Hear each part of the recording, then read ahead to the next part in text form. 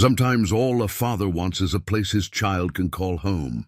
For Marcus, a single dad at 44, that dream finally came true when he bought a small house he could barely afford. But just days after moving in with his young daughter, he started hearing strange, scratching sounds in the walls. He figured it was just mice or rats, nothing unusual for an old house. The sounds kept getting louder and stranger. One day, he noticed a crack in the concrete driveway and decided to investigate. He started drilling into the crack, and what appeared beneath stunned him.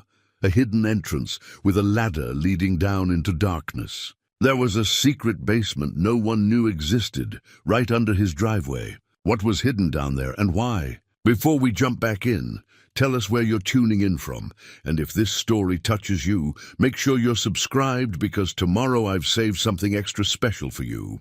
Marcus Webb had spent the better part of 2 decades learning that life rarely handed you what you wanted on a silver platter. At 44, his hands were calloused from years of turning wrenches at Rodriguez Auto Repair. His back ached from bending over engine blocks, and his bank account reflected the reality of raising a child alone on a mechanic's wages. But on a crisp Saturday morning in late September, as he stood in front of the small bungalow at 847 Maple Street, he felt something he hadn't experienced in years. Hope. The house wasn't much to look at. Built sometime in the early 1950s, it wore its age openly. The beige siding had faded to an uncertain color, somewhere between cream and gray. The front porch sagged slightly on the left side, and the concrete driveway bore a jagged crack that ran from the street almost to the garage door. The lawn needed attention, and the flower beds were choked with weeds. But it was his. After years of cramped apartments with paper-thin walls and landlords who treated maintenance requests like personal insults, Marcus owned this place. "Daddy, is that really our house?" 8-year-old Keisha stood beside him, her hand tucked into his, her brown eyes wide with wonder. "It really is, baby girl." Marcus squeezed her hand gently. "What do you think?" Keisha tilted her head, considering the question with the seriousness she brought to everything. She'd inherited that from her mother, that careful way of examining the world before committing to an opinion. It was one of the few things Janelle had left them with before. She'd decided that motherhood wasn't the adventure she'd signed up for and moved to Phoenix, with a man she'd met online. "I think it's perfect," Keisha finally announced. "Can I pick which room is mine?" Marcus laughed, the sound surprising him with its genuine warmth. "Already got one picked out for you. Come on, let's go see." The key turned smoothly in the lock. The real estate agent had left it under the mat as promised. The door swung open with a creak that suggested the hinges could use some oil, and they stepped into what would become their new life. The interior smelled of dust and old wood, with an underlying mustiness that spoke of months sitting empty. The previous owner, Marcus had learned during closing, had been an elderly man named Howard Holbrook, who'd lived here for decades before passing away in a nursing home 3 years ago. The estate had finally been settled. The property sold at a price Marcus could just barely manage, with the small inheritance from his own father and a mortgage that would stretch his budget thin for years too. "Come." The living room opened directly from the front door, a modest space with hardwood floors that needed refinishing, and walls that bore the faded rectangles where pictures had once hung. To the right, a short hallway led to 2 bedrooms and a bathroom. To the left, the kitchen waited, outdated but functional. Marcus had been through it all during the inspection, but seeing it now truly his made it feel different somehow. "This way." "Keisha." He guided her down the hallway to the smaller of the 2 bedrooms, the one that faced the backyard. "I thought you might like this one. It gets the morning sun, and you can see the old oak tree out back." Keisha released his hand and walked into the empty room, her footsteps echoing. She went straight to the window and pressed her hands against the glass. "There's a tire swing." "There is. We'll have to check if it's still safe, but if it is, it's all yours." She turned to face him, and the smile on her face made every sacrifice, every extra shift, every skipped lunch to save money absolutely worth it. "Can we paint it, my room?" "Whatever color you want, baby girl. This is your space." The moving truck arrived an hour later, though calling it a moving truck was generous. It was actually Terence's pickup truck, loaded with the modest collection of furniture and boxes that represented their worldly possessions. Terence Hayes worked with Marcus at the garage and had volunteered to help with the move, refusing to take no for an answer. "Man, this place has good bones," Terence said, as they carried Keisha's bed frame through the front door. He was a tall man, built solid from years of physical work, with graying hair and a ready smile. "Needs some work, but nothing you can't handle. That's the plan. Fix it up slowly. Make it home." Marcus maneuvered his end of the bed frame around the corner. "Can't thank you enough for this, T. What are friends for? Besides, you've covered for me at the shop enough times. This is me returning the favor." They worked steadily through the morning and into early afternoon, unloading boxes and furniture, arranging and rearranging, until Keisha was satisfied with the layout of her room. Marcus's own bedroom was simpler, just his bed, a dresser, and a small nightstand. He'd sold or donated most of his furniture before the move, keeping only what was necessary. As Terence was leaving, he paused at his truck. "You know, there's a lady next door been watching from her window all morning. Probably should go introduce yourself, be neighborly and all." Marcus glanced at the house to the right, a well-maintained ranch with flower boxes in the windows. "Yeah, I'll do that." "Thanks again, T." After Terence drove away, Marcus found himself standing in his living room, surrounded by boxes but feeling something close to contentment. Keisha was in her room, arranging her books on the small shelf they'd placed under the window. The afternoon sun slanted through the windows, making dust motes dance in the golden light. He was home. That evening, after a dinner of pizza eaten sitting on the floor because he hadn't unpacked the kitchen table yet, Marcus took Terence's advice and walked next door. An older woman answered his knock, her silver hair pulled back in a neat bun, her face kind but cautious. "Mrs. Alvarez?" Marcus had gotten her name from the real estate agent. "I'm Marcus Webb, just moved in next door with my daughter." Her face transformed with a warm smile. "Oh, welcome. Please call me Rosa. I've been hoping someone would move in. The house has been empty too long. I appreciate that. Just wanted to introduce myself, let you know if you need anything. Come in, come in.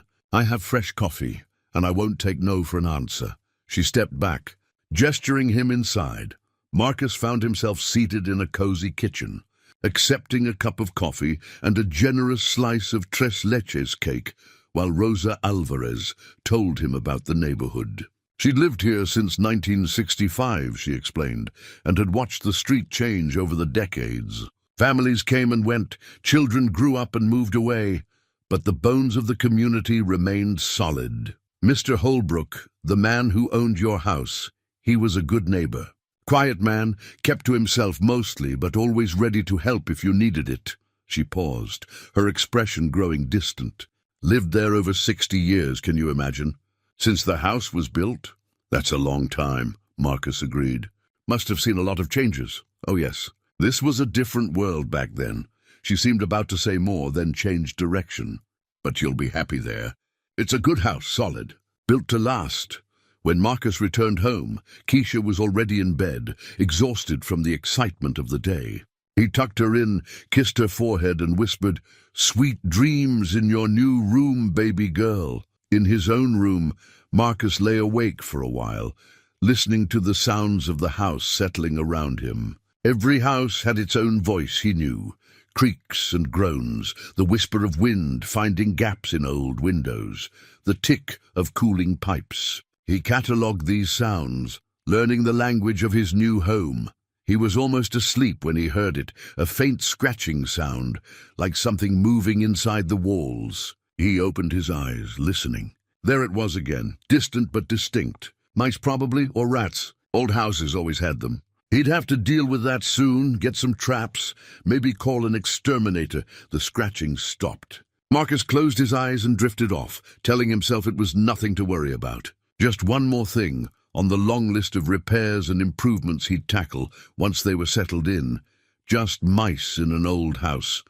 Nothing more than that. The scratching started in earnest 3 nights later. Marcus woke at 2 in the morning to the sound of something moving through the walls. Not the random skittering of a mouse, but something deliberate and persistent. He lay in the darkness, his mind foggy with interrupted sleep, trying to pinpoint the location.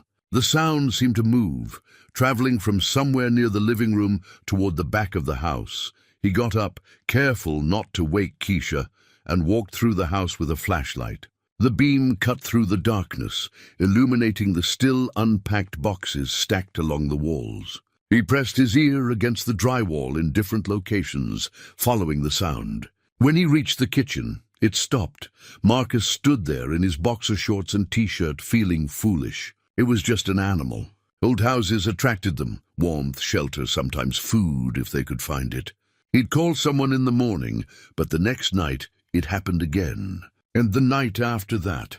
By the end of the first week, Marcus was exhausted. The sounds occurred like clockwork, 2 in the morning, and again around 7 in the evening, just after he and Keisha finished dinner. The pattern was too regular to be random, and that bothered him more than he wanted to admit. Keisha noticed, of course. "Children always did. Daddy, what's that sound?" she asked one evening as they sat in the living room. She was working on homework at the coffee table while Marcus sorted through bills on the couch. The scratching had started right on schedule, a rhythmic sound that seemed to come from behind the bookshelf he'd placed against the far wall. "Just some mice in the walls, baby girl. Nothing to worry about.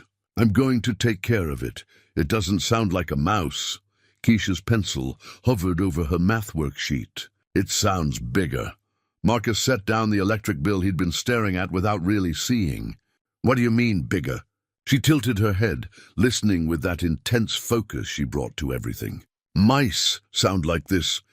She made a light scratching sound with her fingernails against the table. "That sounds heavier. Like something pushing." She wasn't wrong.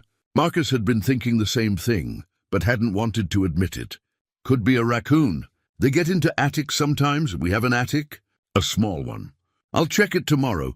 But when he climbed up into the cramped attic space the next afternoon, flashlight in hand, he found nothing. The insulation was intact, undisturbed by any animal traffic. No droppings, no nests, no signs of entry. He checked every corner, every potential gap where something might squeeze through. Nothing. The basement was next, or what passed for a basement. Really just a crawl space, accessed through a small door in the hallway closet. Marcus wiggled through, his shoulders scraping against the concrete foundation, his flashlight beam sweeping across the dirt floor beneath the house. Again nothing. No holes, no tunnels, no evidence of any creature making a home under there. He emerged frustrated and confused. The sounds were real. He wasn't imagining them, and neither was Keisha. But there was no logical explanation for where they were coming from. "I think you need a professional," Terence said when Marcus mentioned it at work. "My cousin had rats in his walls once. Took a specialist to find where they were getting in, so Marcus called an exterminator. The man who showed up 2 days later was in his 60s, with weathered skin and the patient demeanor of someone who'd seen everything. His truck bore the logo, Novak Pest Control, 40 years experience. "Mr. Webb, I'm Pete Novak." They shook hands on the front porch. "Understand you've got some unwanted guests." "That's what I'm hoping you can tell me." Marcus led him inside. Scratching sounds, mostly at night, but sometimes in the evening too. "I've checked the attic and crawl space. Can't find any entry points or evidence of animals." Novak nodded slowly, already scanning the walls with a practiced eye. "Let's take a look." For the next hour, Marcus watched the exterminator work. Novak was thorough, checking every room, examining the exterior foundation, inspecting the roofline, probing gaps around pipes and utility lines. He used an inspection camera to peer into wall cavities through electrical outlet holes. He set up motion-activated cameras in the attic and crawl space. Finally, they stood in the living room, while Novak made notes on his clipboard. "Mr. Webb, I've been doing this for 40 years. I've dealt with everything from termites to bats to a family of opossums living in someone's chimney." He looked up from his notes, his expression puzzled. "I can't find any evidence of animal activity in your house, but the sounds. Oh, I believe you're hearing something. I'm just saying it's not wildlife. No droppings, no fur, no gnaw marks, no nests, nothing, and I checked everywhere an animal could possibly get in. He tapped his pen against the clipboard. The sounds you're describing, they're coming from inside the walls. Yes, moving through them like something's traveling along. Marcus stopped. Wait, if it's not animals, what is it? Novak shrugged. Could be pipes. Thermal expansion and contraction can cause strange noises. Could be the house settling. Could be, he hesitated. Could be something in the wall structure itself. Maybe previous owners stored something in there during construction, and it's shifting at the same times every day. I admit that's unusual. Novak pulled out his phone and showed Marcus photos from the inspection cameras. But look, nothing. Whatever's making the noise, it's not alive. After Novak left, refusing payment since he hadn't actually eliminated any pests, Marcus stood in his living room feeling more unsettled than before. If it wasn't animals, what was it? That evening, the scratching started right at 7 o'clock. Marcus was ready this time.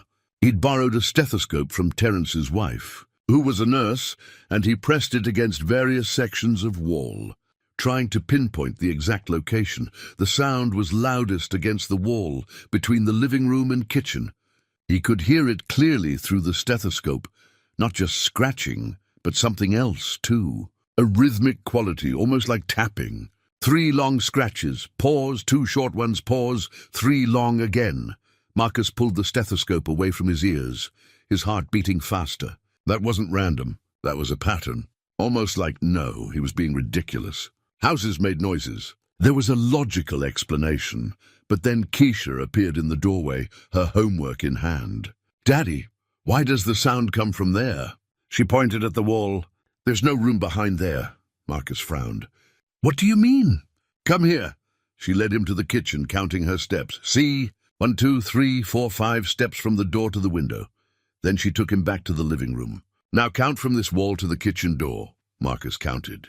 9 steps, but the 2 rooms shared a wall, so the total should have been... That's weird, he said slowly. There's about 4 feet that doesn't make sense. Where does it go?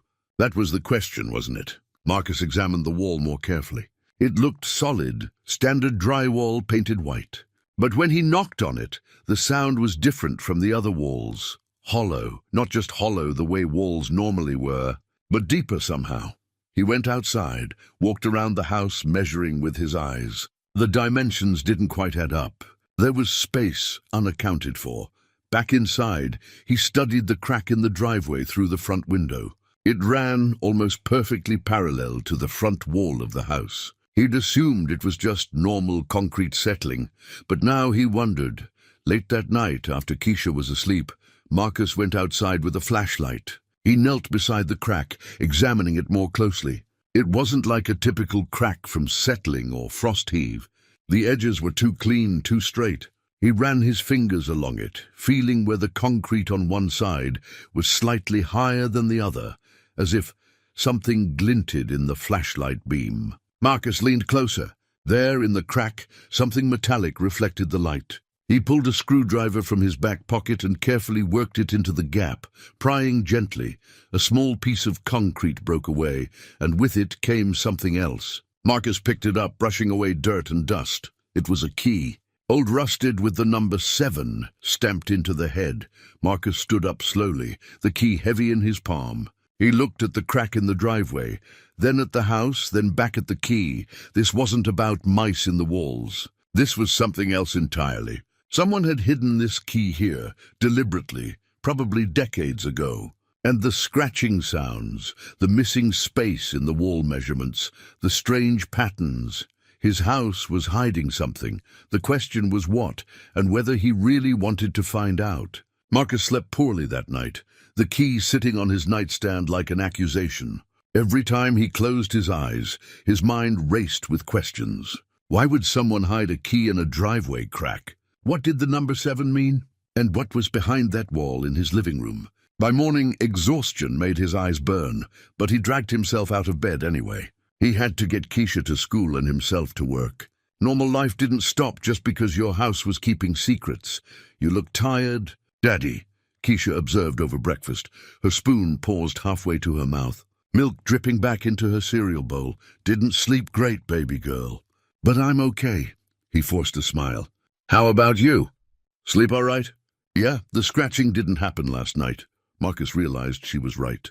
For the first time in over a week, the house had been silent. Why? Because he'd found the key. That seemed impossible. But he couldn't shake the feeling that the two things were connected. At Rodriguez Auto Repair, Marcus tried to focus on the brake job in front of him, but his mind kept wandering. Finally, during his lunch break, he pulled out his phone and started searching. 47 Maple Street property history brought up some basic information. The house was built in 1952, had changed hands only twice, the most recent sale being his own. The previous owner, Howard Holbrook, purchased 1952, died 2018 at age 93. Marcus did the math. Holbrook had been in his late 20s when he bought the place, lived there his entire adult life. 66 years in one house. That was remarkable in itself. Earth to Marcus. Terrence's voice broke through his concentration. You've been staring at that phone for 10 minutes, man. Everything okay? Marcus looked up, then around the garage. They were alone. The other mechanics were out picking up parts. Can I ask you something weird? Weird is my specialty. Shoot. If you found out your house was hiding something, would you want to know what it was? Terrence leaned against the workbench, wiping grease from his hands. What kind of something we talking about? Like buried treasure something or dead bodies something? I don't know. That's the problem. Marcus found himself explaining everything. The scratching sounds, the missing space in the walls, the key. Terence listened without interrupting, his expression growing more interested. Man, you've got to investigate. That's like the law of finding mysterious keys. You have to see what they open. He grinned. Want me to come over after work? Moral support? I appreciate it, but I should probably handle this myself. Don't know what I'm dealing with yet. Well, if you need help moving bodies, you know where to find me. Terrence's grin widened at Marcus's expression. I'm kidding. Mostly. After work, Marcus drove to the county clerk's office instead of going straight home. It was a detour he couldn't afford time-wise, but he needed information. The clerk, a woman in her 50s with reading glasses on a chain, helped him request the original building permits for his house. These old records can be tricky, she explained, typing into her computer. We had a flood back in the 70s, lost some documents. But let's see what we have. She printed several pages, the original permit application, inspection records, and a basic floor plan. Marcus studied them at a table in the corner of the office. Standard single-family home, 3 bedrooms, 1 bath, no basement. The floor plan matched what he knew of his house, except he pulled out his phone and opened the calculator app, checking measurements. The dimensions on the permit didn't quite match reality. The living room wall was marked as exterior, but if that were true, there wouldn't be room for the kitchen behind it. Excuse me, he called to the clerk. Is it possible these plans are incomplete? She came over, peering through her glasses at the documents. It's possible. Like I said, we lost some records in the flood. These might be copies of copies. Why? Just trying to understand my house better. Thanks for your help. Driving home, Marcus's grip on the steering wheel was tight. Someone had modified the house after it was built, created space that wasn't on the official records. That took deliberate effort and secrecy. Why would Holbrook do that? At home, after Keisha was fed and settled with her homework, Marcus went to the garage. He'd noticed some items left behind by the previous owner during the move. Boxes of old tools, some paint cans, the usual detritus that accumulated in garages over decades. He'd been meaning to sort through it all, decide what to keep and what to discard. Now he approached the task with different eyes, looking for clues rather than just junk. Most of it was ordinary. Screwdrivers worn smooth by decades of use, coffee cans filled with screws and nails, cardboard boxes that crumbled at his touch. But in the back corner, on a shelf high enough that Marcus needed a stepladder to reach, he found something interesting, a rolled-up paper thick with dust, tied with a piece of twine that fell apart when he touched it. Marcus carefully unrolled it on his workbench, weighing down the corners with cans of paint. It was a blueprint, hand-drawn, not professionally printed, but detailed and precise. His house, rendered in blue ink with measurements and notes in small, careful handwriting. And there, clearly marked on the drawing, was something that made his breath catch. An underground structure accessed from the driveway. A room, roughly 15 by 20 feet, labeled in neat letters. Workshop 7, the number 7. Same as on the key. Marcus's hands trembled as he traced the lines with his finger. The access point was marked exactly where the crack ran through his driveway. This wasn't just a crack, it was a seam, a deliberate breaking point designed to be opened. Daddy. Marcus turned to find Keisha standing in the garage doorway, her backpack still on her shoulders. Hey, baby girl. Thought you were doing homework, I finished. What's that? She approached the workbench, curious. Marcus hesitated, then decided she deserved the truth. She lived here too, and she'd been the one to notice the wall measurements didn't make sense. It's a drawing of our house. But there's something here that isn't supposed to be here, a hidden room, underground. Keisha's eyes widened. Like a secret basement. Sort of, see this? He pointed to the driveway marking. I think that crack outside isn't really a crack. I think it's a door. Can we open it? I don't know yet.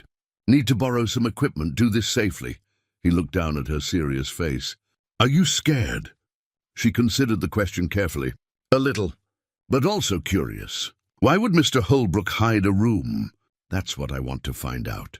The next day was Saturday. Marcus called Terence and asked to borrow his concrete saw. He didn't explain why, just said he needed to make some driveway repairs. Terence agreed immediately, offering to bring it over. You're going to do it, aren't you? Terence said when he arrived, eyeing the crack. Open it up? Yeah, Marcus took the saw, feeling its weight. Want to stay and see what's down there? Are you kidding? Wouldn't miss it for the world. But Marcus shook his head. I appreciate it, but I need to do this with just me and Keisha. Family thing, you know? Terence looked disappointed but nodded. I get it. But call me after, okay? I want to know what you find. After Terence left, Marcus stood looking at the crack in the driveway. The concrete saw sat beside him, its blade catching the morning sunlight. Keisha stood next to him, unusually quiet. You ready for this? He asked. Are you? Fair question. Was he ready to discover whatever Howard Holbrook had hidden under his driveway more than half a century ago? Ready to potentially unleash something he'd rather not know about? But the scratching sounds, the key, the blueprint, it was all pointing him toward this moment. Some doors, once discovered, had to be opened. Let's find out what's down there. Marcus started the saw, its motor roaring to life. The blade bit into the concrete, sending up a spray of dust and chips. He worked carefully, following the crack, cutting along its length. The concrete was thick, but the saw was powerful. After 20 minutes, he'd cut a rectangle about 4 feet by 3 feet. He shut off the saw. In the sudden silence, he could hear his own heartbeat. Keisha handed him a crowbar without being asked, and together they worked to pry up the section of concrete. It lifted easier than it should have, and Marcus realized why. There was a reinforced wooden frame underneath, built to support the weight but designed to be removable. Someone had planned this carefully. The concrete slab tilted up and away, revealing a square opening. Inside, wooden steps descended into darkness. No, not steps. A ladder, built sturdy and strong, bolted to a concrete wall. Marcus knelt beside the opening, peering down. Cool air drifted up, carrying the smell of old earth and stale space. He could see about 8 feet down before the darkness swallowed everything, and there, set into the top rung of the ladder, was a metal plate with a keyhole.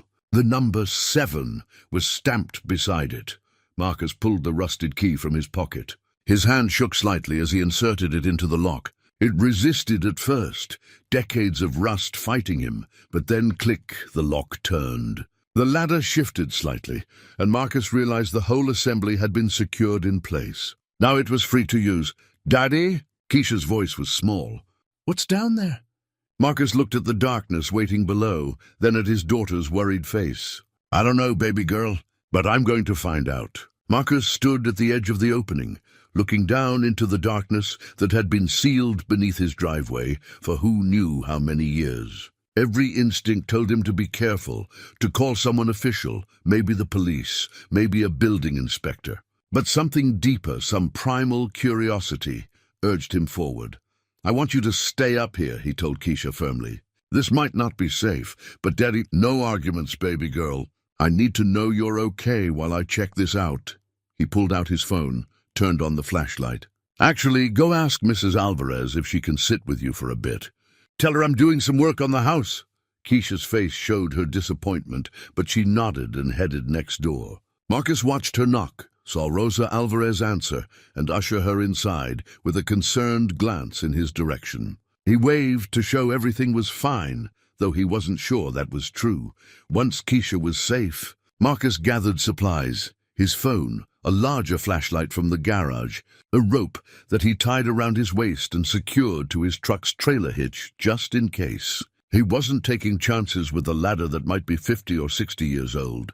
He descended slowly, testing each rung before putting his full weight on it. The ladder held firm, and he realized the wood was actually in remarkable condition, as if it had been treated against rot and decay. Someone had built this to last. 12 rungs down, his feet touched solid ground. Marcus swept his flashlight around, and what he saw made him stop breathing for a moment. He was standing in a room, a real, finished room, carved out beneath his driveway and front yard. The walls were concrete, solid and dry. The ceiling was reinforced with metal beams. The floor was smooth concrete as well, painted a faded gray. The space was roughly the size his blueprint had indicated, maybe 15 by 20 feet, and it was furnished. Not like a storage room, but like someone had lived here. Against one wall stood a wooden workbench, its surface covered with a thick layer of dust, but still intact. Tools hung on a pegboard above it, saws, hammers, chisels, all carefully arranged. Beside the workbench, a wooden shelf unit held various items, an old radio, several books, boxes of various sizes. Marcus approached the workbench, his footsteps echoing in the enclosed space. The dust was so thick it looked like grey velvet. He touched nothing yet, just observed. The tools were high quality, well maintained. Someone had cared for these things. The shelves drew him next. He shone his light on the books, woodworking manuals from the 1950s and 60s, some in English, some in Spanish. Beside them sat wooden boxes, each one beautifully crafted with dovetail joints and smooth finishes. Marcus carefully opened one. Inside were hand-carved figurines, animals, people, decorative pieces. The craftsmanship was extraordinary, each piece showing attention to detail and genuine artistry. There were dozens of them, maybe hundreds across all the boxes. Someone had spent countless hours down here, creating these beautiful objects. In the corner, Marcus found a small filing cabinet. This felt more intrusive somehow, like reading someone's diary. But he'd come this far. He needed to understand. The top drawer held papers, all neatly organized in folders. Marcus pulled out the first one, carefully opening it. Inside were letters written in English, dated from the 1950s and 60s. He read the first one, dated June 1955. "My dearest friend, the work continues well. The room is nearly finished, and I believe it will serve its purpose. You were right to be cautious. The way people talk, the things they say, it's not safe yet, but it will be. We just need to wait, to be patient. Until then, you have a place here. You'll always have a place here. Your brother in all but blood, H." Marcus's hands trembled slightly. This wasn't just a workshop. Someone had built this as a sanctuary, a hiding place. But for whom and from what? He found more letters, all in the same handwriting. They spoke of friendship, of protection, of keeping someone safe. References to dangerous times and "until the situation improves" appeared frequently. Marcus realized he was reading about real fear, real danger that someone had faced. In another folder he found letters written in Spanish. He couldn't read them, but he recognized names at the bottom. Roberto, always Roberto. And the dates stretched from 1952 through 1967. Marcus pulled out his phone and used a translation app, photographing the letters and reading the translated text. They were journal entries, personal reflections. Roberto, the name appeared again and again, wrote about loneliness, about gratitude, about a man named Howard who had saved his life. "Howard gave me more than shelter," one entry read. He gave me dignity. In a world that sees me as less than human, he sees me as his equal, his friend. I live in this underground room, yes, but I am not imprisoned. I am protected. There is a difference. Marcus sat down on the dusty floor, overwhelmed. This room, this carefully constructed space beneath his house, had been someone's home. Roberto's home. And Howard Holbrook, the man who'd owned this house for 66 years, had built it to protect him. More exploration revealed other details. A small cot in one corner, folded up and leaning against the wall. A hot plate for cooking, a stack of tin plates and cups. This wasn't just a hiding place. Someone had lived here for how long? Marcus found receipts, carefully filed, showing that Holbrook had sold wooden carvings. The money went to RM family, Guadalajara, Mexico. Roberto Mendoza, Marcus assumed. Holbrook had been sending money to Roberto's family while Roberto hid underground. Letters from Roberto's sister appeared in the files, written in Spanish, thanking them for the money, asking when Roberto would return home, expressing worry and hope. The letters stopped in 1968. Marcus found a photograph tucked into an envelope. Two men stood in front of his house, the same house but looking new, the siding bright, the lawn pristine. One man was clearly younger Howard Holbrook, based on an old newspaper photo Marcus had seen during his research. The other was Latino with dark hair and a warm smile. They stood with their arms around each other's shoulders, both grinning at the camera, the inscription on the back, written in faded ink. H.H. and R.M., 1955, brothers in all but blood. Marcus stared at the photo for a long time. This was Roberto. This was the man who'd lived under his driveway, who'd carved beautiful figurines in the darkness, who'd survived by the grace of a friend, who'd risked everything to protect him. What had happened to him? The letters stopped in 1968. Had he finally been able to leave, to return to Mexico, to live openly again? Or had something else happened? Marcus photographed everything. The letters, the room, the carvings, the photograph. This was history, real and painful and beautiful. It needed to be preserved. He climbed back up the ladder, emerging into bright sunshine that made him squint. Geisha and Rosa Alvarez stood waiting, both looking worried. "You were down there a long time," Rosa said. "I was about to call for help." Marcus looked at her, really looked at her. She'd lived next door since 1965. She'd been here during the years these letters were written. "Mrs. Alvarez, did you know Mr. Holbrook well?" Her expression changed, became guarded. "As well as anyone, I suppose. Why? Did you ever see anyone else here?" "Another man, maybe Latino, working in the yard with him." Rosa's face went very still. She glanced at Keisha, then back at Marcus. "Perhaps we should talk inside. Just the adults." Marcus asked Keisha to go wash up for lunch, then followed Rosa into her kitchen. She sat down heavily, her hands folded on the table. "I always wondered," she said quietly. "About that room. You knew?" "I suspected. This was 1965 when I moved here. Different times, Mr. Webb. Dangerous times for some people."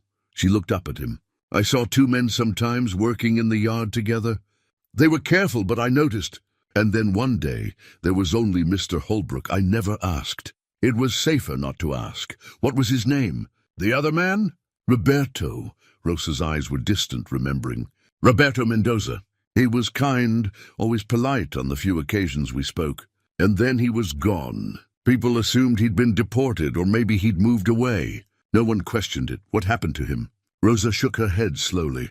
"I don't know. Mr. Holbrook never spoke of it. But after Roberto disappeared, Mr. Holbrook seemed diminished. Like a part of him had been taken away.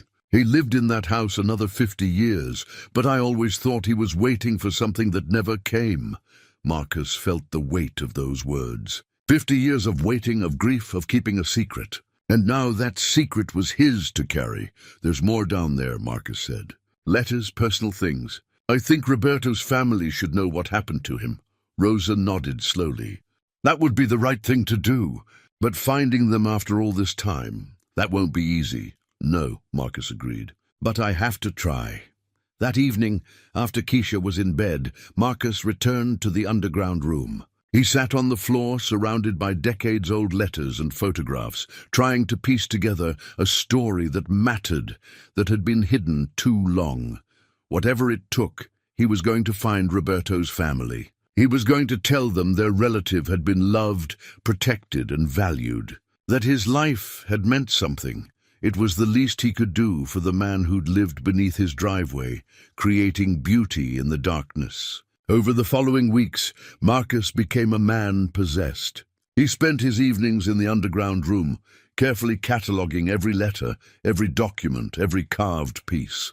He photographed everything with meticulous care, organizing the images into folders on his laptop. During lunch breaks at work, he researched immigration history, trying to understand what Roberto might have been fleeing from. The picture that emerged was both clearer and more heartbreaking than he'd imagined. Roberto Mendoza had come to the United States in 1950, a veteran of the Korean War who'd served alongside American soldiers. The letters revealed he'd met Howard Holbrook during the war. They'd been in the same unit, had saved each other's lives more than once. When they returned to civilian life, Holbrook had encouraged Roberto to come north, promising work and a fresh start. For a few years, it had worked. Roberto found construction jobs, sent money home to his family in Guadalajara, built a life. But by the mid-1950s, the climate had shifted. Despite being a legal resident with proper papers, Roberto faced increasing harassment. Jobs disappeared. Threats appeared. His papers were questioned, lost by authorities, deliberately misplaced in bureaucratic tangles.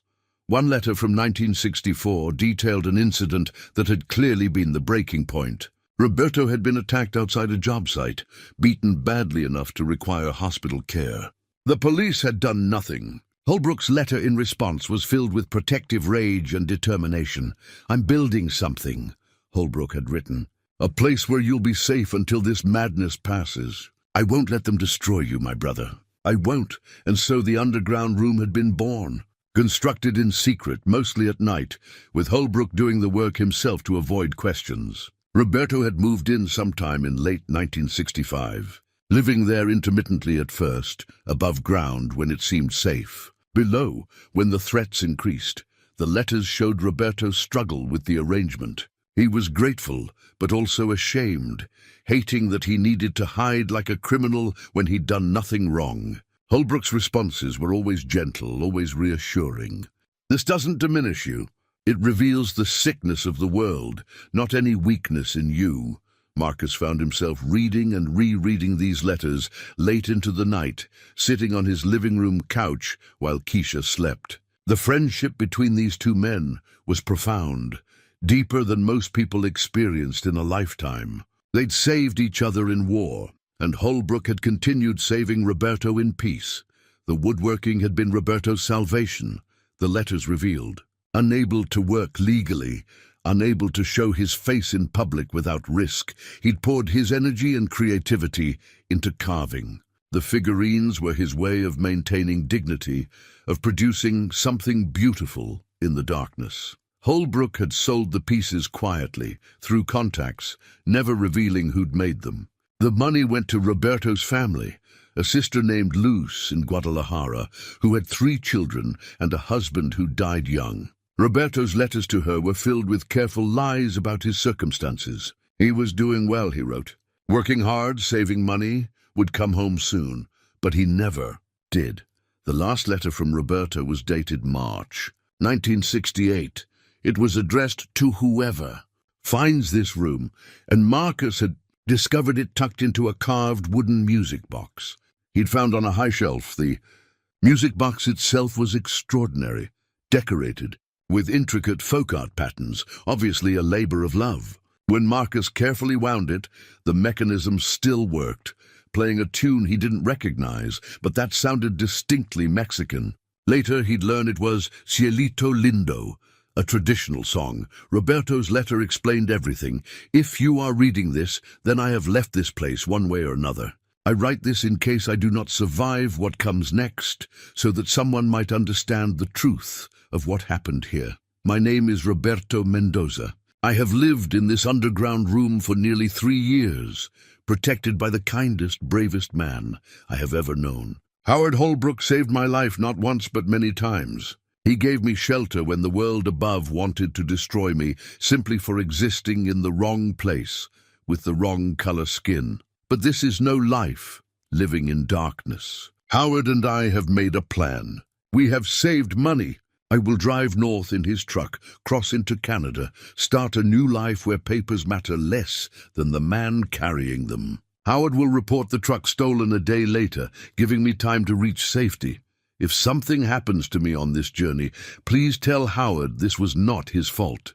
Tell him I died free, not hiding, and that his friendship made my life meaningful even when circumstances made it small. To whoever you are, reading this in some distant future, I hope the world you live in is kinder than mine. I hope no one has to hide in an underground room simply for trying to exist. Thank you for listening to a dead man's words. May you never know the fear that shaped them. Marcus had wept when he first read that letter. He wept again now, sitting alone in his living room at midnight, the weight of Roberto's story pressing on his chest. He'd found more, too. Newspaper articles from April 1968, small notices he'd tracked down through library archives. A traffic accident on Highway 40, a single vehicle collision. The driver had died at the scene. The articles didn't name him, referring only to a transient driving a vehicle registered to Howard Holbrook. The investigation had been brief. Accidental death. Case closed, but Marcus understood what had really happened. Roberto had been trying to reach Canada, trying to reach freedom. Something had gone wrong. A mistake, bad weather, bad luck. It didn't matter. He died on that highway, alone, still running. And Holbrook had lived with that knowledge for 50 more years, never speaking of it, never revealing what he'd lost. Marcus researched more, finding Holbrook's obituary from 2018. Howard Holbrook, 93, died peacefully at Riverside Nursing Home. A lifelong resident of the area, Mr. Holbrook was known for his quiet generosity and skilled craftsmanship. He is survived by no immediate family, because the person who'd been his family, his true family, had died on a highway in 1968, trying to escape persecution. Keisha noticed her father's distraction. "Daddy, are you okay?" she asked one evening after dinner.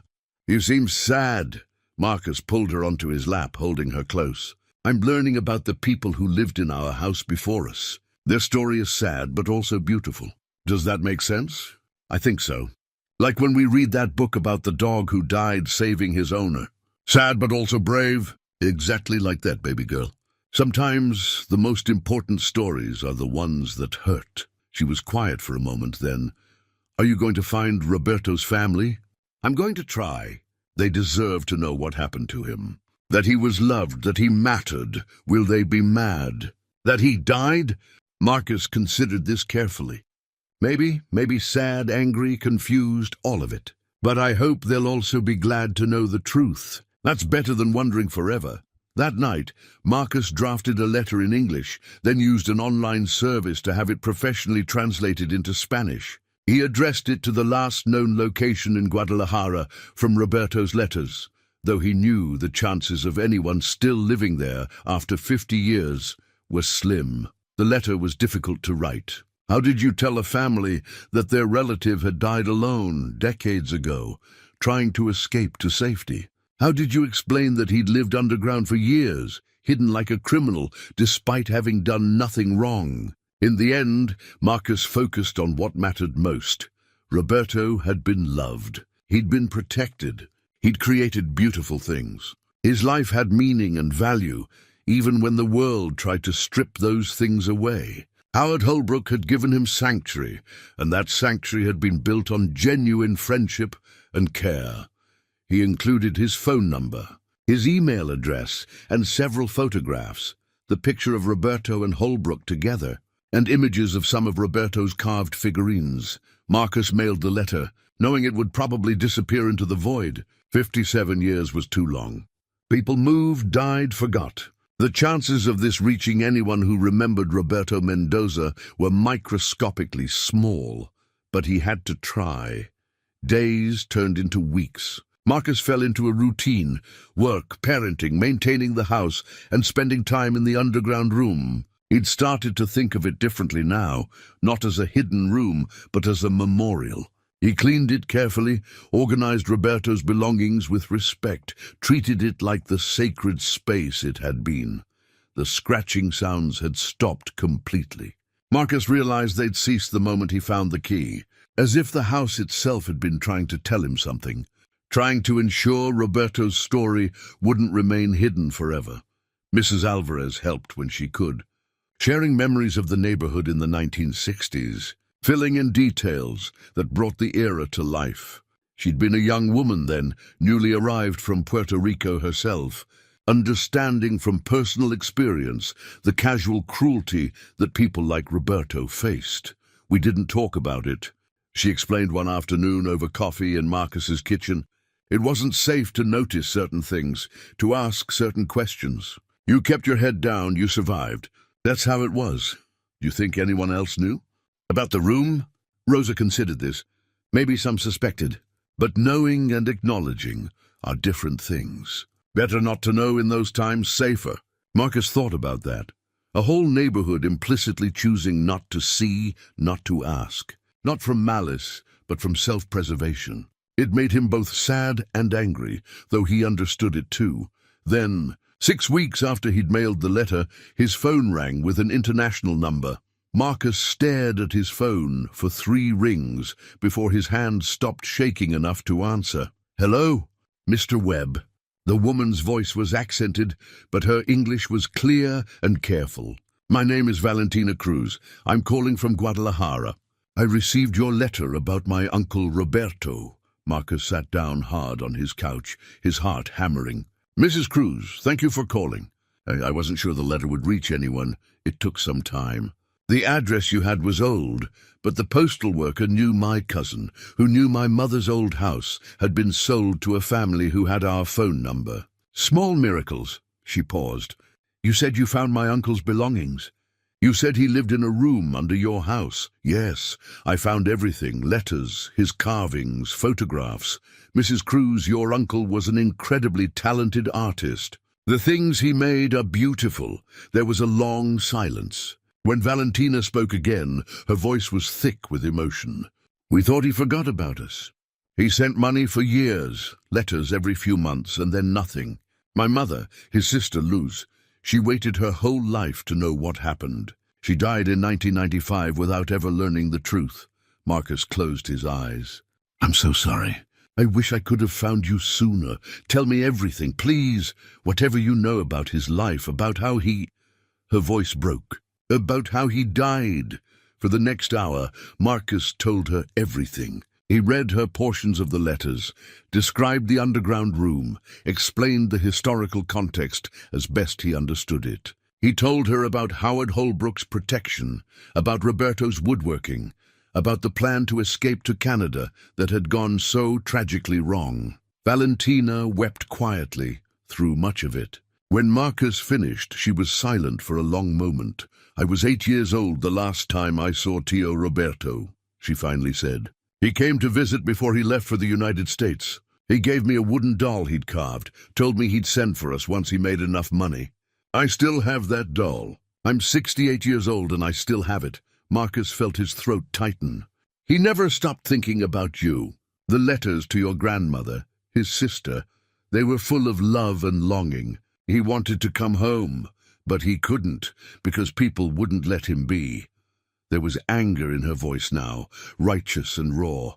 "Because he had the wrong papers, wrong skin, wrong accent. So he had to hide in the ground like an animal. He was protected there," Marcus said gently. "Howard Holbrook risked everything to keep him safe." "I know. I understand that." Valentina took a shaky breath. "This man, Holbrook, you said he kept the room sealed after my uncle died." "Yes, for 50 years. He never sold the house, never spoke about it. I think your uncle was more than just his friend." "What do you mean?" Marcus hesitated, then decided she deserved the full truth. The letters between them, the way they wrote to each other, it wasn't just friendship. "I think they loved each other, Mrs. Cruz, deeply." Another long silence. Marcus waited, giving her time to process. In our family, in our time, that would have been impossible to speak of, Valentina said slowly. But I have grandchildren now. I understand the world differently than my mother did. If my uncle found love in that dark time with someone who protected him, then I am glad. Love should be celebrated, not hidden. Marcus felt relief wash through him. Thank you for understanding that. What happened to Holbrook? Did he live long? He died 3 years ago, age 93. Alone, as far as I can tell. He lost your uncle and spent the rest of his life carrying that grief. Then they both suffered, Valentina said quietly. Both of them, for the crime of loving in a world that wouldn't allow it. They talked for another half-hour. Valentina told him about her family, 3 adult children, 7 grandchildren. She taught English literature at a university in Guadalajara. Her mother had passed on stories about Roberto, keeping his memory alive, even though they'd never learned what happened to him. I want to come there, Valentina said finally. I want to see this room, to see where my uncle spent his final years. Would that be possible? Of course, absolutely. You're welcome here any time. I'll need to arrange time away from work, but perhaps in a few weeks. I'd like to bring my daughter Sophia, if that's acceptable. And maybe my grandson Miguel, he's 16, studying history. This would mean a lot to him. Bring whoever you'd like. This is your family's story as much as mine.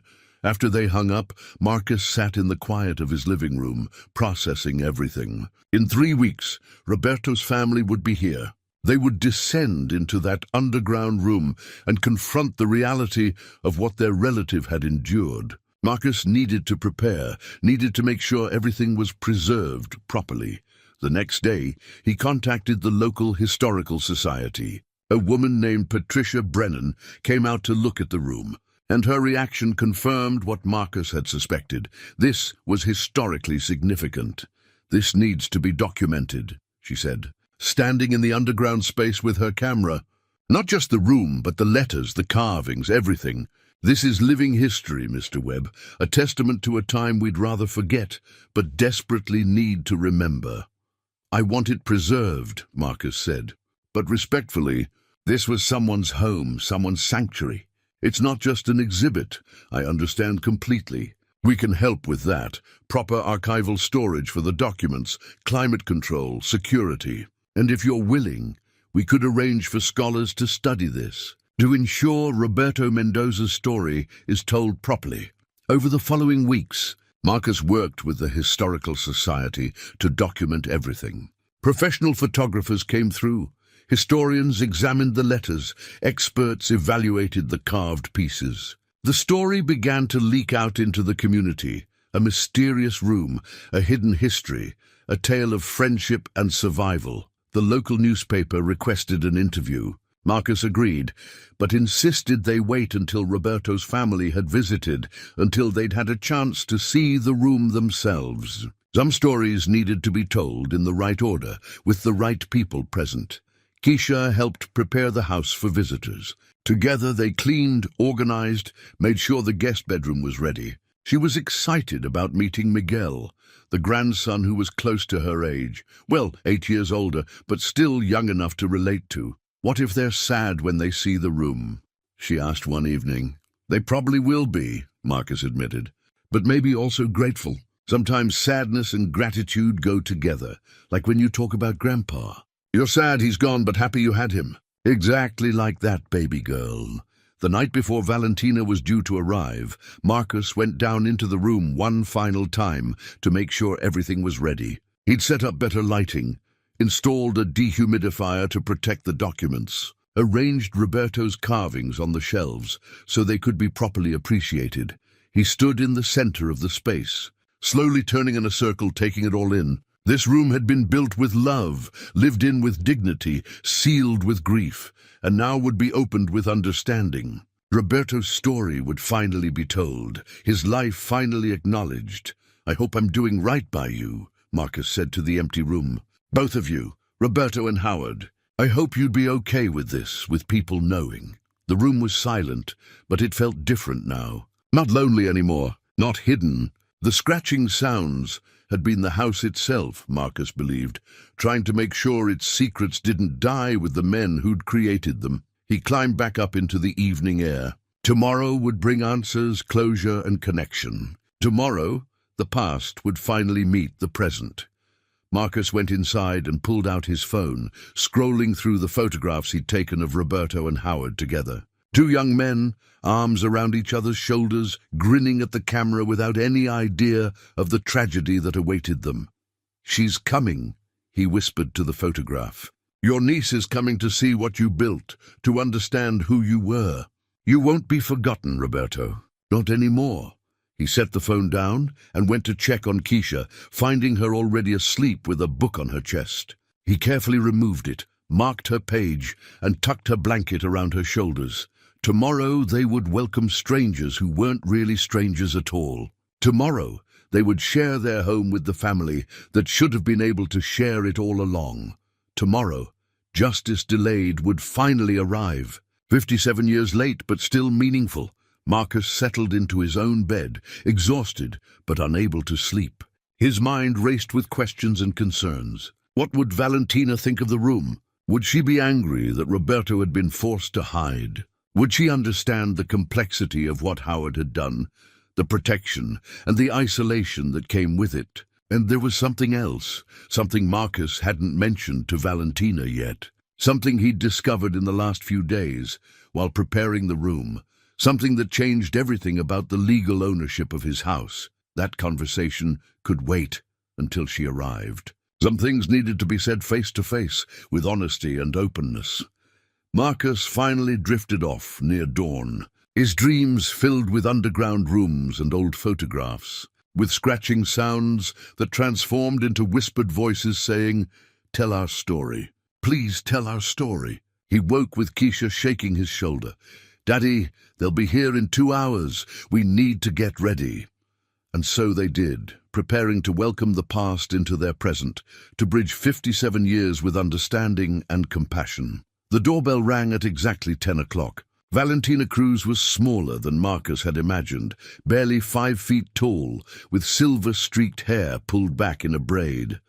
But her eyes were sharp and warm, and when she looked at Marcus, he saw Roberto in her features. The same nose, the same shape to her face. "Mr. Webb." She took his hand in both of hers. "Thank you for finding us, for finding my uncle. Please, call me Marcus, and this is my daughter, Keisha."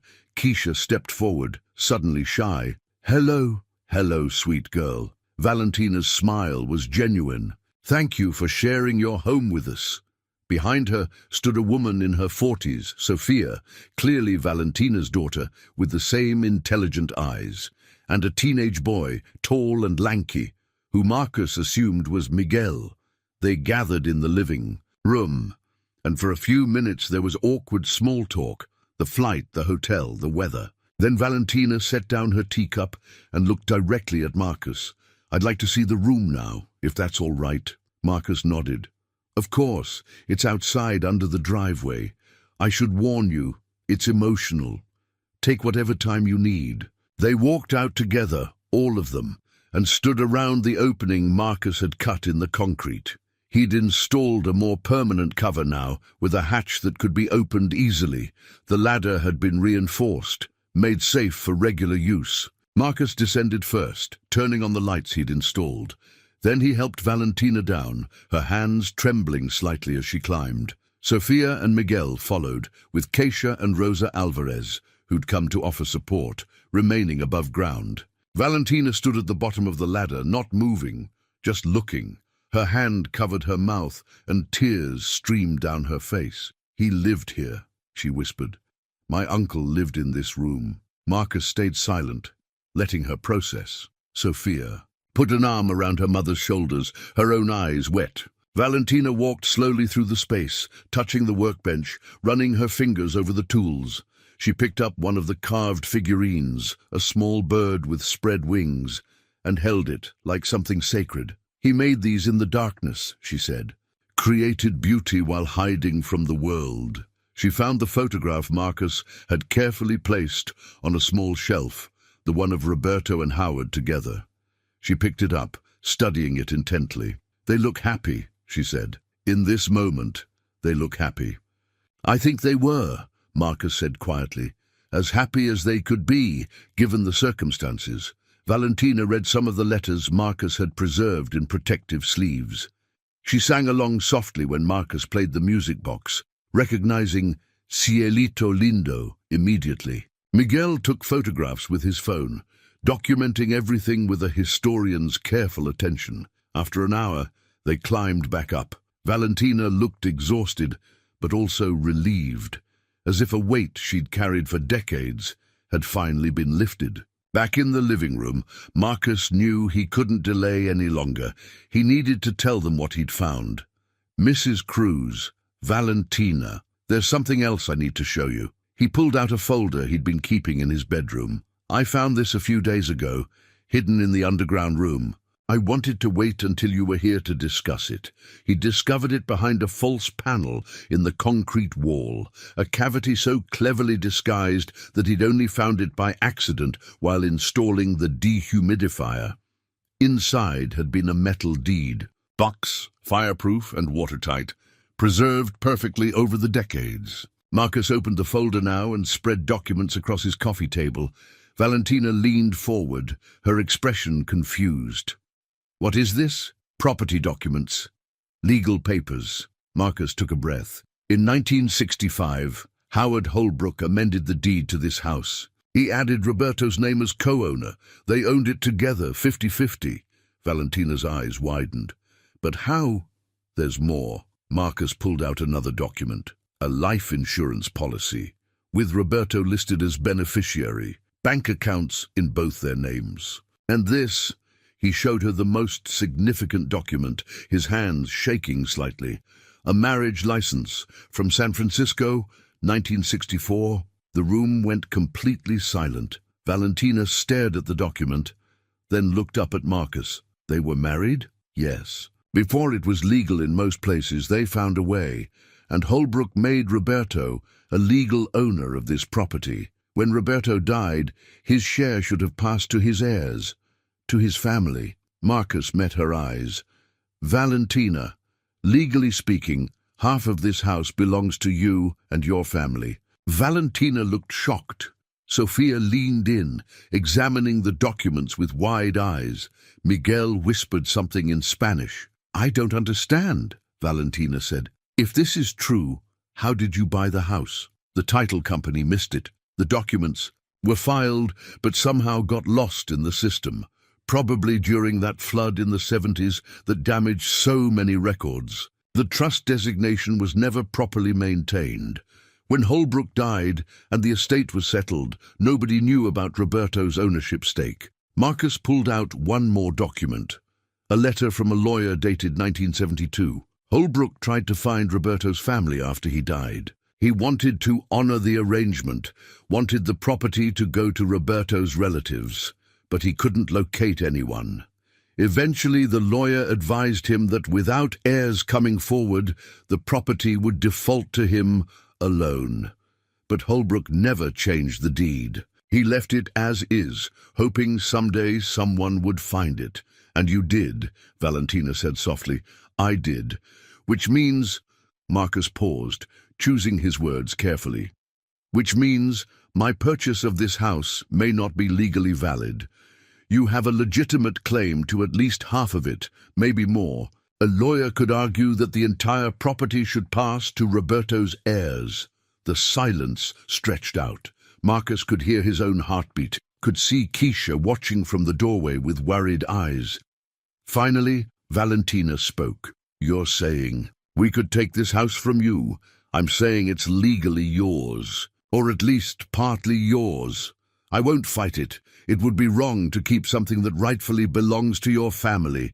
Sophia said something in rapid Spanish. Valentina responded, and they had a quick, intense conversation that Marcus couldn't follow. Miguel joined in, his voice earnest. Then Valentina turned back to Marcus, and her expression was difficult to read. "Let me understand this correctly. You discovered that my uncle was part owner of this house.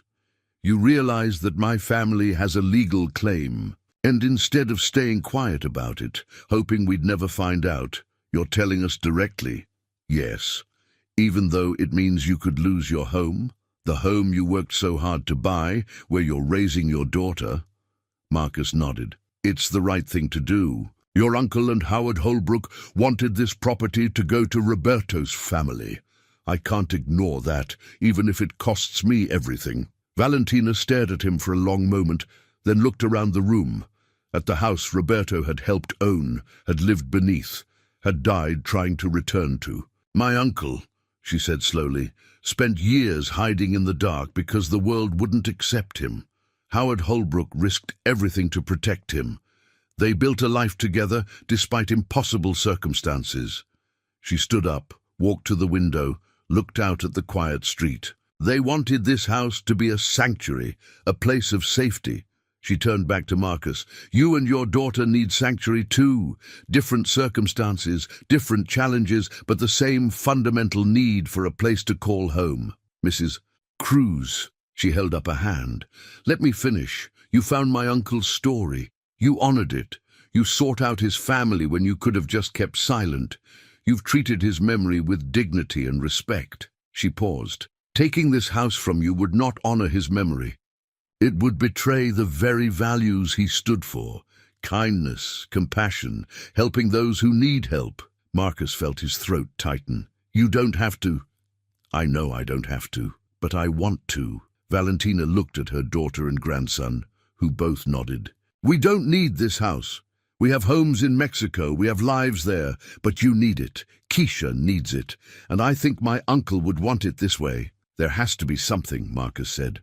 Some way to honor the legal reality while also being fair. Valentina smiled. Then we'll figure it out together. Perhaps the property can be deeded to you properly, with an acknowledgement of its history. Perhaps the underground room can be preserved as a memorial. Perhaps we can find a way to tell this story publicly, so my uncle and Howard aren't forgotten. Sophia spoke up. We could establish a historical designation, make sure the room is protected, that the story is shared. That would mean more to us than owning property we'd never use. Miguel added, people should know what happened here, what they endured, what they meant to each other. That's worth more than money. Marcus looked at Keisha, who had come into the room and now stood beside him. She looked up at him with those wise 8-year-old eyes. They're like us, Daddy. They want to do the right thing too. And that was exactly it.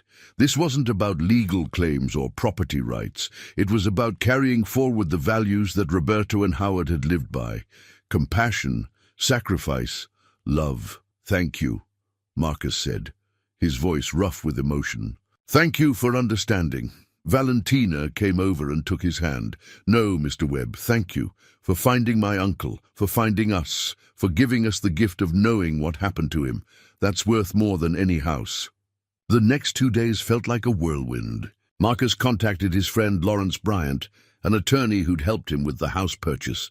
Lawrence came over that evening, reviewed all the documents Marcus had found, and confirmed what Marcus already suspected.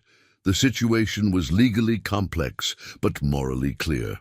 Technically, Roberto's heirs have a strong claim, Lawrence explained, spreading papers across Marcus's kitchen table while Valentina and her family listened. The marriage license, the amended deed, the joint ownership, it's all legitimate. The estate should have been divided, with half going to Roberto's family. But they don't want it, Marcus said, which makes things simpler, actually. Lawrence adjusted his glasses. We can file paperwork, acknowledging the historical ownership while transferring full title to Marcus. It'll require court approval, but since all parties agree, it should be straightforward. Valentina nodded. What we want is recognition. The story told properly. The room preserved, both men's names honored. That matters more than ownership. Over coffee and pan dulce that Valentina had brought from a Mexican bakery near their hotel, they discussed how to move forward. The local historical society would help document everything, creating an archive of letters and photographs. The underground room would be designated a historical site, protected and preserved. But there was more to discuss, something that had been weighing on Marcus's mind. What about Holbrook's grave? He asked. I visited it last week. It's just his name and dates. No mention of Roberto, nothing about who he really was or what he lost. Valentina's expression grew thoughtful. Where is he buried? Riverside Cemetery, about 3 miles from here. Simple headstone, very plain. We should visit tomorrow, Valentina said quietly. All of us. It feels right to pay our respects, to tell him we know the truth now. That night, Marcus couldn't sleep. He lay in bed thinking about everything that had happened, finding the key, discovering the room, connecting with Roberto's family. It felt like destiny, like the house itself had chosen him for this purpose. Around midnight, he got up and went outside to the opening in the driveway. He climbed down into the underground room, now illuminated by the soft lights he'd installed. He sat on the floor where Roberto had sat decades ago, trying to imagine what it had been like. The loneliness, the fear, the determination to survive. "I hope I'm doing right by you both," he whispered to the empty room. "I'm trying." The next morning, they all drove to Riverside Cemetery. It was a sprawling place with old oaks and manicured grass, peaceful and well-maintained. Marcus led them to Holbrook's grave, a simple grey stone with minimal inscription. Howard Holbrook, 1925-2018, beloved neighbor. Beloved neighbor, Valentina read aloud. Not beloved husband, not beloved partner. Just neighbor. She knelt by the stone, placed her hand on it. When she spoke, her voice was gentle but firm. "Mr. Holbrook, my name is Valentina. I'm Roberto's niece. I came to thank you for loving my uncle, for protecting him, for giving him dignity when the world tried to take it away. I'm sorry you had to hide that love. I'm sorry the world made you both suffer for it." Sophia knelt beside her mother, wiping tears from her eyes. Miguel stood with his head bowed, respectful and solemn. Even Keisha was quiet, sensing the weight of the moment. "We're going to fix this," Valentina continued. "We're going to make sure people know your story, both of your stories. You won't be forgotten, either of you." Marcus had brought Roberto's wooden cross, the one he'd found in the underground room, a beautifully carved crucifix that Roberto had made for himself. He placed it at the base of Holbrook's headstone. "They should be together," he said. "At least in memory." Rosa Alvarez, who had come along at Valentina's invitation, spoke up. "I remember him after Roberto disappeared. He was like a man walking through fog, never quite present. He was kind, he helped neighbors, he lived his life, but there was always something missing. Now I understand why." They stood in silence for a while, each lost in their own thoughts. Finally, Valentina stood and turned to Marcus. "We should commission a new memorial. Something that tells the truth." "I'll help with that," Marcus said immediately. "Oh, whatever it costs. We'll share the expense," Valentina insisted. "This is family business now, yours and ours together." Over lunch at a small diner, they discussed specifics. They'd hire a stonemason to create a new memorial marker, one that acknowledged both men properly. The wording would be careful but honest. Partners, friends, souls bound together across time. Lawrence would handle the legal aspects, ensuring the property transfer was done correctly while establishing the historical designation for the underground room. The local LGBTQ+ community center had already reached out, interested in helping preserve the site as a testament to hidden histories. "This is bigger than just our family," Sophia observed. "It's about all the people who had to hide, who couldn't live openly. Roberto and Howard's story represents thousands of untold stories, which is why it needs to be told right," Marcus agreed, "with respect but also with honesty. No sugarcoating what they endured." Valentina looked at him with warm appreciation. "You understand. Not everyone would." That afternoon they returned to the house. Valentina wanted to see the room one more time before they flew back to Mexico. This time Marcus let Keisha come down too. She stood in the center of the space, slowly turning, taking it all in. "It's sad," she said finally, "but also brave. He didn't give up even when things were scary." "No, he didn't," Valentina agreed. "And neither did Howard. They found a way to protect each other, to love each other, despite everything the world threw at them." As they prepared to leave, Valentina pulled Marcus aside. "Stay in touch," she said. "Visit us in Guadalajara when you can. You're part of this story now, part of our family's history. We want Keisha to know her cousins, for our families to stay connected. I'd like that, Marcus said. More than you know. They exchanged contact information, made promises to call and video chat regularly. Miguel and Keisha had already become friends, talking about school and music and the strangeness of this whole situation. At the airport, their goodbyes were emotional but hopeful. Valentina hugged Marcus tightly. Thank you for having the courage to tell us. Thank you for honoring my uncle's memory. Thank you for understanding, Marcus replied. For choosing compassion. That's what family does, she said simply. 3 months later, Marcus stood in Riverside Cemetery on a crisp November morning, watching a small crowd gather around Howard Holbrook's grave. The old headstone had been removed, and in its place stood something new, something that finally told the truth. The memorial was elegant in its simplicity. Grey granite polished to a soft sheen, with words carved deep enough to last centuries. Howard Holbrook. 1925-2018 Roberto Mendoza. 1927-1968. Partners in life, separated by circumstance, united in memory. In a time when the world demanded they hide, they chose love, courage, and dignity. May their story remind us that sanctuary is both a place and a promise we make to one another. Marcus had worked with Valentina over countless phone calls and video chats to get the wording right. Every word had been carefully chosen, debated, refined. It needed to honor both men while being honest about what they'd endured. Valentina had flown back for the dedication ceremony, bringing Sofia and Miguel again. They stood beside Marcus and Keisha, a family united by unexpected circumstances. Rosa Alvarez was there too, along with Terence and several other neighbors who'd heard the story. Representatives from the local historical society attended, as did members from the LGBTQ+ community center. The mayor had even sent someone to officially recognize the historical designation of the underground room, a local pastor, one who'd been recommended by the community center as someone who understood, stepped forward to say a few words. We gather today to honor 2 men who lived in a time when their love was considered criminal, their partnership impossible. They survived through courage and sacrifice. One built a sanctuary. The other lived in that sanctuary, creating beauty in darkness. The pastor spoke about the importance of remembering hidden histories, of acknowledging the suffering of those who came before. We cannot change the past, but we can ensure it's not forgotten. We can learn from it, grow from it, become better because of it. When the pastor finished, Valentina stepped forward. She'd prepared something to say, written it down, but now she folded the paper and spoke from her heart. I never knew my uncle Roberto, she began, her voice clear despite the emotion. He left for the United States before I was born. But I grew up with his shadow, the family member who never came home, the question no one could answer. She placed her hand on the memorial stone.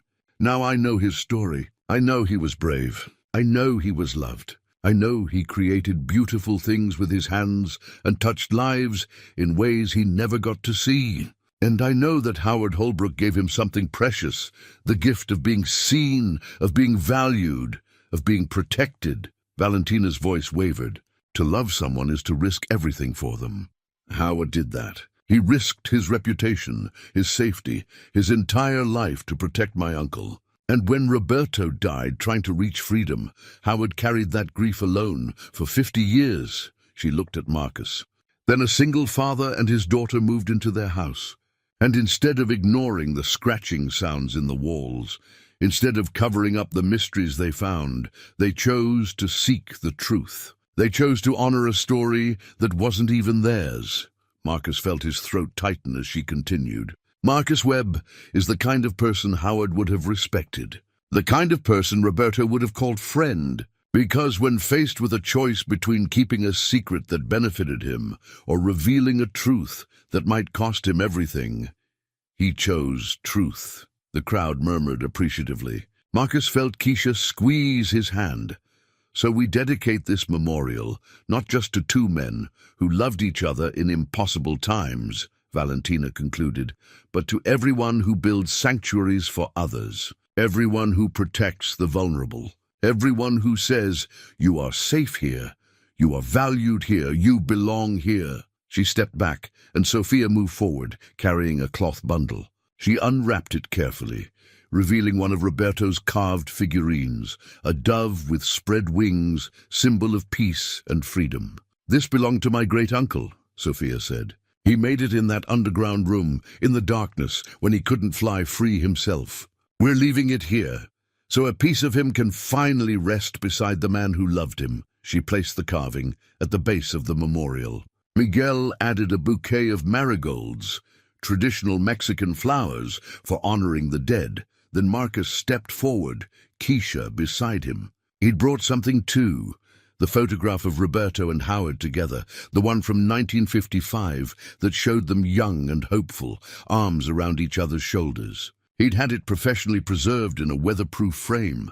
"This is how they should be remembered," Marcus said quietly.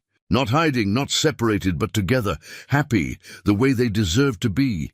He placed the frame against the memorial. The photo showed two men who'd found each other in the aftermath of war, who'd built a life together despite everything. Their smiles were genuine, their bond visible even across decades. Rosa Alvarez stepped forward next, her movements slow but deliberate.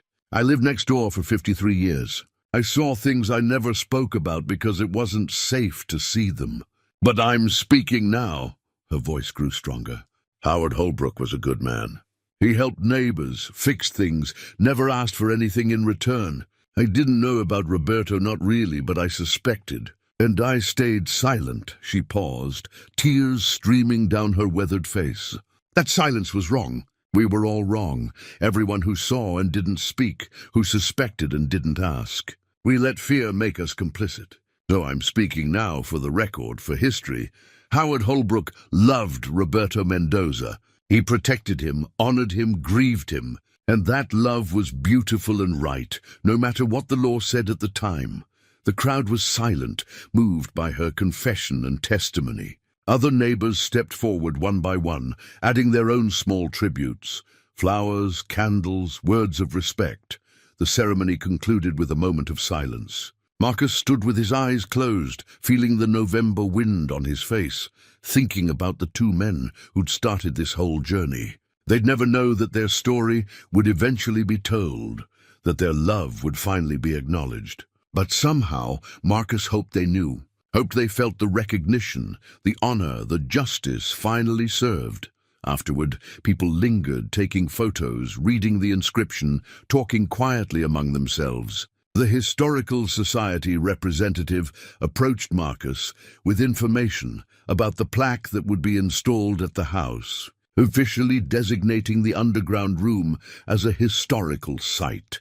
"We've had inquiries from researchers, journalists, educators," she explained. "Everyone wants to know more about this story. With your permission, we'd like to coordinate visits, create educational materials, as long as it's done respectfully," Marcus said. "This isn't just a historical curiosity. These were real people who suffered real pain." "Absolutely.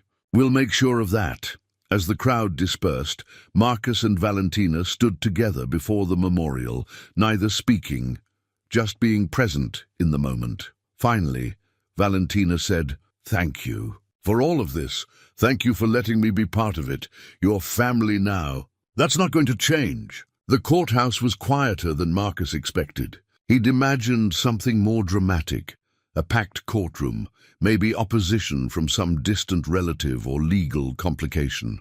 Instead, it was just him, Lawrence Bryant, Valentina and her family, and a judge who'd reviewed their case with what seemed like genuine interest. "This is an unusual situation," Judge Patricia Morrison said, looking over her reading glasses at the assembled parties. She was in her 60s, with grey hair and a no-nonsense demeanor that Marcus found reassuring. "Mr. Webb, you discovered that your property purchase was technically invalid due to previously unknown co-ownership by Mr. Roberto Mendoza, deceased. And Mrs. Cruz, as Mr. Mendoza's closest living relative, you're voluntarily relinquishing any claim to the property." "That's correct, Your Honor," Valentina said clearly. We believe this serves the best interests of everyone involved, including honoring the wishes of both Roberto Mendoza and Howard Holbrook. The judge reviewed the documents again. The original deed showing joint ownership, the marriage certificate, Roberto's death certificate from 1968, family tree documentation proving Valentina's relationship to Roberto, and the voluntary transfer agreement she and her family had signed. I've read the background materials, Judge Morrison said. The historical significance of this case is remarkable. Two men, married in an era when such unions were barely recognized anywhere, with one providing sanctuary to the other during a dangerous time. She looked up. This is exactly the kind of hidden history that deserves to be preserved. She turned to Marcus. Mr. Webb, you didn't have to disclose any of this. You could have kept the documents hidden, maintained your ownership without anyone questioning it. Why didn't you? Marcus had prepared for this question, but now the prepared answer seemed insufficient. He spoke from the heart instead, because it was the right thing to do, Your Honor. Roberto Mendoza lived in hiding for years, unable to claim his own life, his own identity. Howard Holbrook kept their love secret for 5 decades after Roberto died. Enough hiding, enough secrets. They deserve to be acknowledged, and that meant telling the truth, even if it cost me. Judge Morrison nodded slowly. The court appreciates your honesty and integrity. Mr. Webb, she reviewed the paperwork one more time, then signed with deliberate strokes. The court finds that the voluntary transfer agreement is valid and executed with full understanding by all parties. The property located at 847 Maple Street is hereby officially deeded to Marcus Webb, with the historical covenant attached, requiring preservation of the underground structure and acknowledgement of its significance. She handed the signed documents to the clerk, then looked at the group. I'm also approving the historical designation. The site will be protected under state historical preservation laws. Mr. Webb, you'll retain full ownership and residence rights, but the underground room must be maintained and made available for educational purposes under reasonable terms. I understand. Your Honor, that's exactly what we want. Good. Judge Morrison's expression softened slightly. I've been a judge for 28 years. Most cases are disputes, people fighting over money, property, custody. It's rare to see a case where everyone involved is trying to do the right thing, trying to honor the past while building a better future. She paused. This gives me hope. After the hearing, they gathered on the courthouse steps. Lawrence organized the paperwork into folders, while Valentina embraced Marcus. It's really over, she said. The legal part, anyway. The legal part, Marcus agreed. But the rest, the story, the memorial, staying connected, that's just beginning. Sophia checked her phone. The Historical Society just posted about the designation on social media. People are already commenting, sharing it.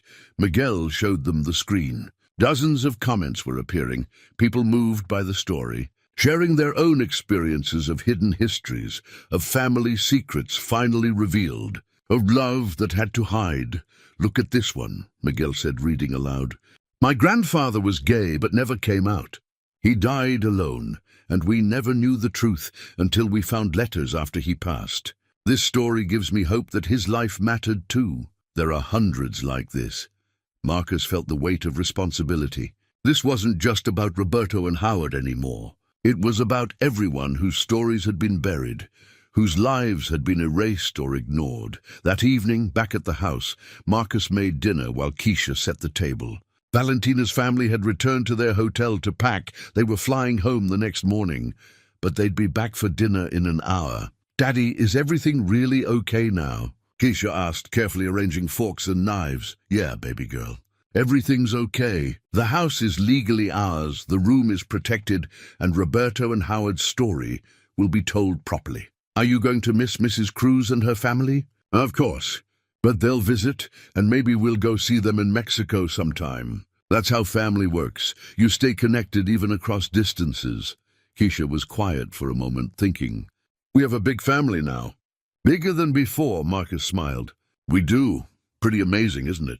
A few months ago, it was just you and me. Now we have Valentina, Sofia, Miguel, and we're connected to Roberto's whole family history. And Roberto and Howard, too. They're kinda like family now, even though they're gone. Exactly like that. The doorbell rang, Valentina and her family arriving early. Marcus opened the door to find them carrying bags of groceries. We decided to cook, Valentina announced. Proper Mexican dinner, Roberto's family recipes that his sister passed down. It seemed fitting. They crowded into Marcus's small kitchen, laughing and talking over each other as Valentina directed the cooking. She taught Marcus how to make proper tamales, while Sofia prepared rice and Miguel made fresh salsa. Keisha helped where she could, learning and asking questions. As they worked, Valentina told stories about Roberto that his sister had shared, childhood memories, funny incidents, the kind of details that made him real rather than just a name in old letters. He was terrible at football, she said, laughing. All the boys played, and Roberto tried so hard, but he was clumsy. Instead, he'd sit and whittle little figures from sticks while watching them play. That's how his carving started, making toys from whatever wood he could find. His sister must have been proud of him, Marcus said. She was, but also worried, always worried. She knew he was different, knew the world would be hard on him. That's why she was grateful for the money he sent, but also scared, wondering what he had to endure to earn it. They ate together at Marcus's dining table, crowded but comfortable. The food was delicious, rich with flavors and traditions that connected them to Roberto's past, to his culture, to the family that had waited so long to know his fate. After dinner, as they cleaned up together, Valentina pulled Marcus aside. "There's something I want to give you," she said. "Something that should stay with the house." She pulled out a small wooden box from her bag. Inside was a simple silver locket on a chain. "This belonged to Roberto," she explained. "We found it among my mother's things after she died. Inside are tiny photos, one of Roberto, one of Howard. We think Roberto had it made before his last journey, something to carry them both together."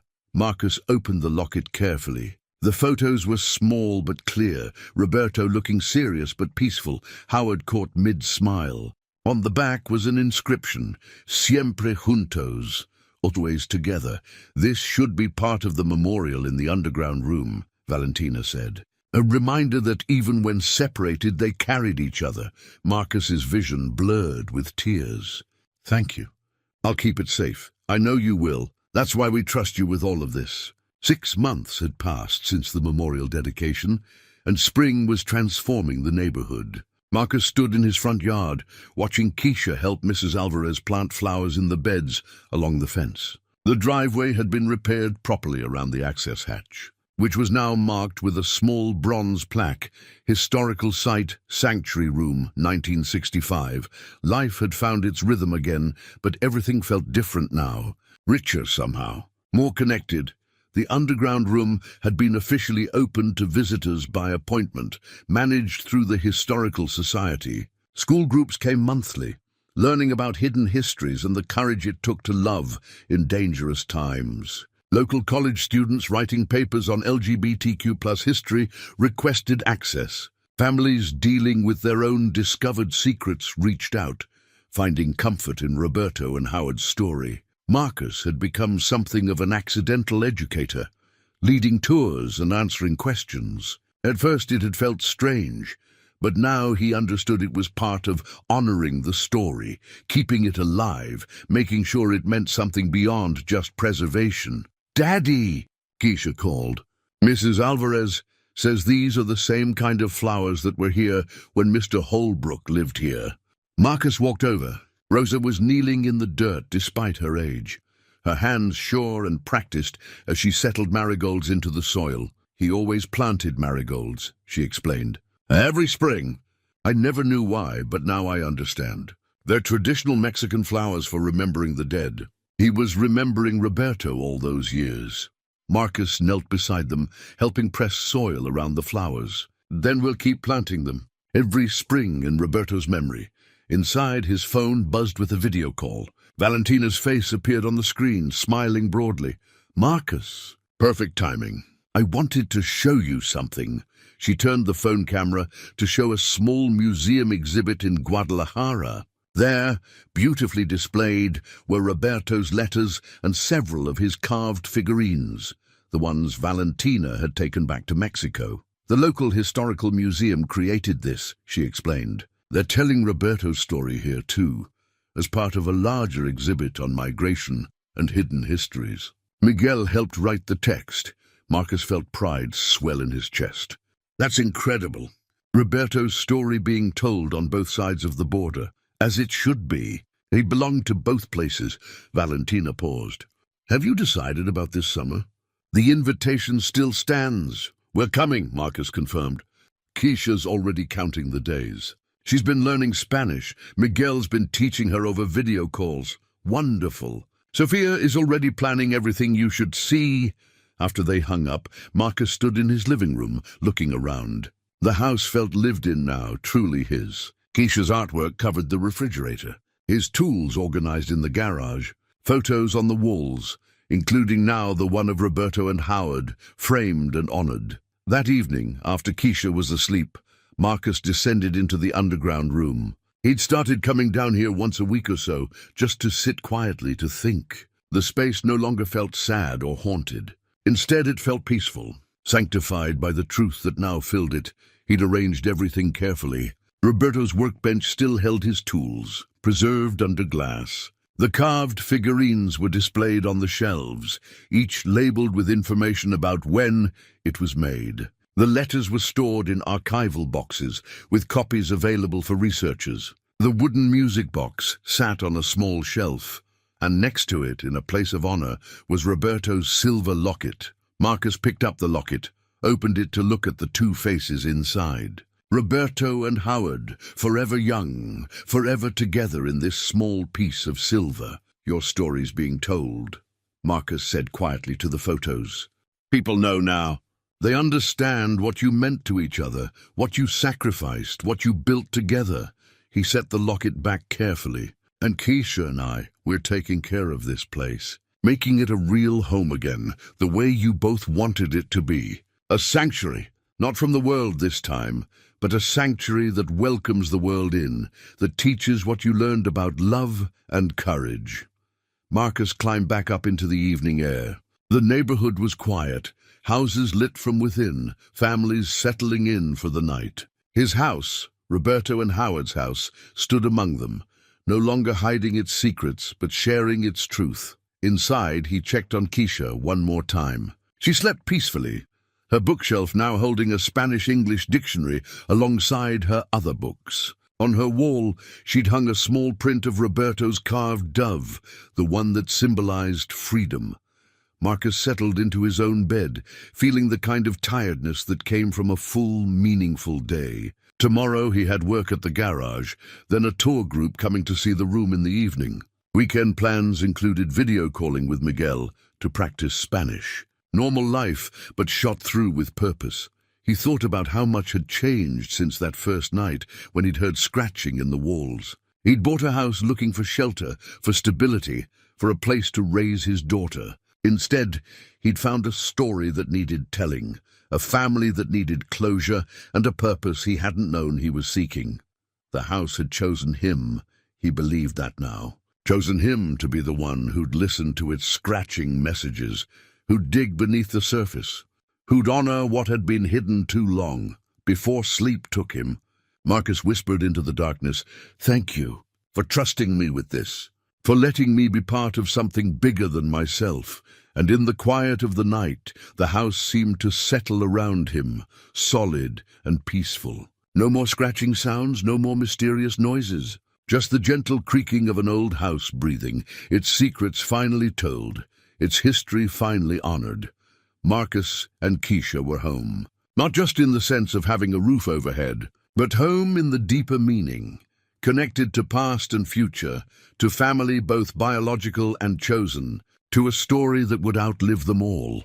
The scratching in the walls had led him here, to this moment of peace and purpose. And tomorrow, the work of honoring Roberto and Howard's legacy would continue, not as a burden, but as a gift. the gift of knowing that love endures, that truth matters, that courage counts. In the underground room below, Roberto's carved figurines stood silent watch. Above ground, Marcus and Keisha slept safe and sound. And somewhere, in whatever comes after this life, perhaps Roberto and Howard finally rested together, knowing their story had been told, their love acknowledged, their sanctuary preserved home, finally and forever home.